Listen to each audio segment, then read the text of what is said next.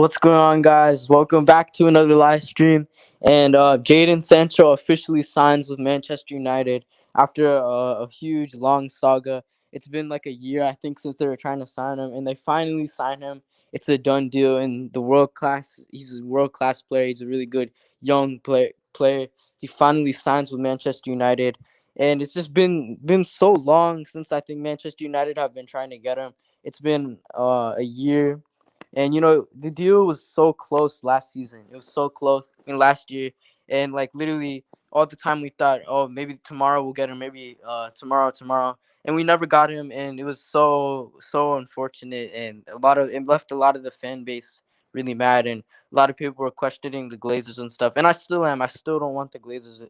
I still don't want the Glazers, but you know, a lot of people were really frustrated last season, and they finally get the deal done, and it's great that they finally got it done. But it shouldn't take a club that long to get a simple deal done that you're so close to getting. Last season, it shouldn't take anyone that long. And that just shows how bad our like, what is it, Ed Woodward. That just shows how bad our negotiators are. But we finally get it done, and I think, like, since we did appoint the director of football.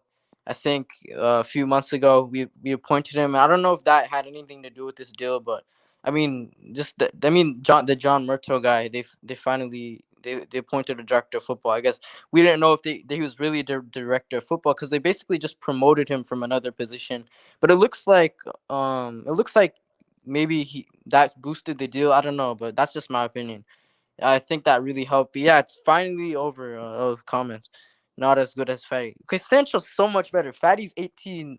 Sancho's 21. You can't say that just yet. And Sancho's world class, by the way. He's world class, and he'll be one of the best players, I think, in the world one day. He's gonna be the next. No, he's not gonna be the what, bro? How? How is he gonna be the next Alexis Sanchez? No, I don't. He's not the next Alexis Sanchez. He's a totally different player. He can score. He can play on off both wings. He can even play at the 10. He can play as a false nine. He's pretty versatile. Like, you see these up and coming players, and they can play in all those positions. So he's pretty versatile. He can play anywhere. So I think like the front three going into the season is probably gonna be probably Rashford, I think, on the left, Cavani on the middle, in the middle at number 9, and Sancho on the right. And then, like, look, if one is someone, this just adds so much more depth, because if someone's injured, then you can just pull Greenwood off the bench. I don't know what they're gonna do. I'm assuming we're gonna sell Martial, which is, I mean, I'm kind of, to be honest, I'm fine with that. I liked him while he was here, but I think his time is up. In my opinion, it's a huge debate, but I think, just in my opinion, his time is up. But I mean, with us signing Sancho, I just don't think we can really use him anymore. And I don't think a player of that quality would be too happy just sitting on the bench when you have two pretty good strikers in Cavani and Greenwood. And just, yeah, just look at that bench. It looks really nice now. And if someone gets injured, you have Mason Greenwood to fill in. Maybe like Rashford's off form or something. You could play a front three of Sancho, Greenwood, and Cavani. Like, this adds so much. This adds so much depth as well. And I think, I don't know, like, if we can get the center back in a CDM, that would be a dream transfer window. If we can get one, if we can get like Rafael Varane next, I think we're definitely going to be title challengers. I think we'll be title challengers if we land Rafael Varane. I don't know if we will. That's probably an expensive deal, like 50 to 60 million, something like that. That's a very expensive deal, but oh yeah, and then the Sancho. So Fabrizio Romano officially announced that he will be joining Manchester United. The club hasn't announced it yet. They'll probably announce it after the Euros, I'm assuming. So yeah, we're just gonna have to wait for the club's announcement. But it's confirmed. Every time Fabrizio Romano confirms it, it's always confirmed. The club will announce it, I'm assuming. And then it looks like we paid 90 million for him, plus will be like add-ons, which will be money later, I guess. I don't know how much in add-ons exactly, but it just says 90 million in add-ons, and then a contract until 2026. So we'll be here for the next 5 years or so. So yeah, I mean, I just feel so good being a United fan. This is the signing everyone dreamed of. But I don't know if we really needed him. Like, I've seen a lot of people say he's not. He's like a luxury signing, meaning like since we have other problems at center back and CDM, and do we really have a problem at right wing? Because we have Greenwood who can play there, and we have Daniel James who can play there. So we have some good players who can play off the right. And do we really need Sancho?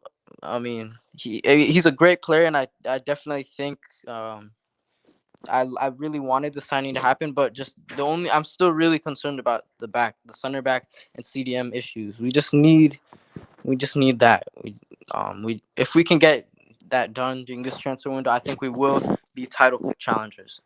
I think we will compete for the title with Manchester City and Chelsea and probably Liverpool. I think Liverpool will be back from last season, but I think we'll definitely be contending for the title with those four, and it's going to be a really good season. I think because Chelsea, they're coming off the Champions League. City obviously winning the title, and then Liverpool, they're getting all their players back.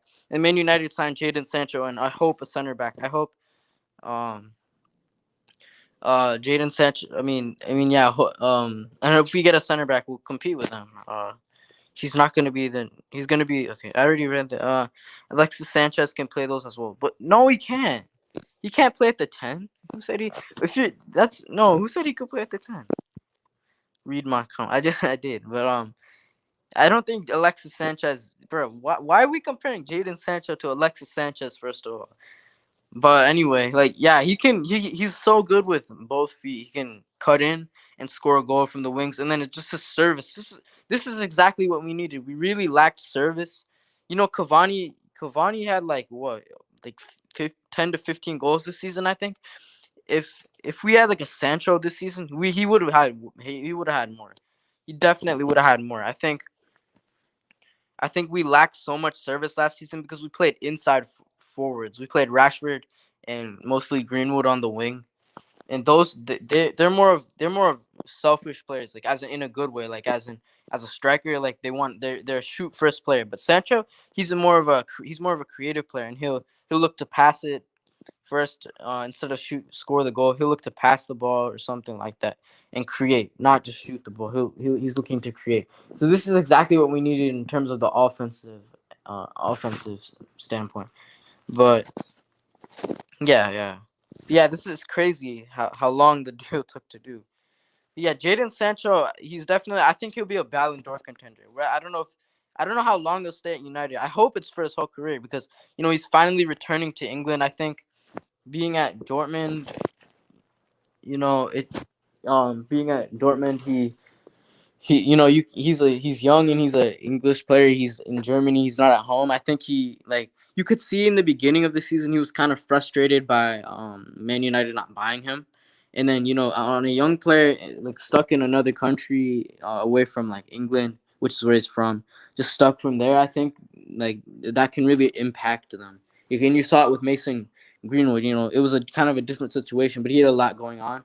So it really in the beginning of the season, people were like, "Oh, he's overrated, this and that. Oh, his value's gonna go down," which it did. But it was for like last season they wanted 120 million. Now we paid 90 million, but 30 million less. But young players they can have they can be really inconsistent. But like when it turned in, when it went into 2021, that part of the season from about January to the end of the season, that's when he really turned up and showed how good he really was, and he proved a lot of people wrong. A lot of people were like, "Oh, let's get Jack Grealish over Jadon Sancho," and I was at one point I did kind of want Jack Grealish instead, but Jadon Sancho showed why we should get him. He's younger. I think he'll last longer because Jack Grealish is already 25, 26. So this guy's like 21 or 22, something like that. So yeah, definitely the better signing. But yeah, not much for this video. Just my initial reaction. I'm really happy being a United fan. I've waited for this deal to happen, and they finally get it done after so long. And yeah, if you enjoyed the video, hit the like button. Um, how in the comments, comment how many goals do you think Jadon Sancho is going to score, and how many assists this season? Do you think he'll play really well and fit right in, or do you think he'll take time? Let me know down below. Comment that. And yeah, we'll be back with some Euros reactions. I think maybe Friday and Saturday we'll be back for that. So yeah, if you enjoyed this one, hit the like button, and I'll see you in those videos. So bye.